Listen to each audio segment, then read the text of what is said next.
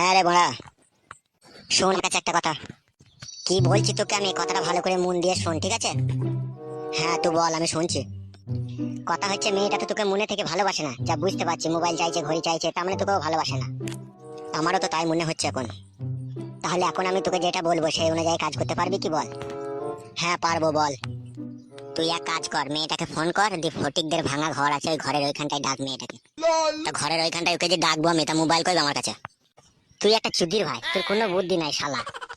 সুধীর ভাই, তুই তো বুঝতেই পারছিস যে মেয়েটা তোকে ভালোবাসে না। তা ফটিকদের ভাঙা ঘরের ওখানে মিচি করে বল যে মোবাইল কিনেছি, মোবাইলটা এসে নিয়ে যাও, বুঝলি তো? সে যা করার আমরা দুজনে ওখানে তখন করবো, বুঝলি তো?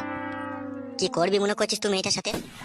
শোন রে বোকাচুদা, আমার মামা একটা নতুন মোবাইল কিনেছে, 2 দিন হলো। ওই মোবাইলটা আমি একবার চেয়ে আনবো, দিয়ে আমার হাতে থাকবে। আর তুই মেয়েটাকে ডাকবি, বলবি এই তোকে এই মোবাইলটা তোমাকে আমি দেবো, বুঝলি তো?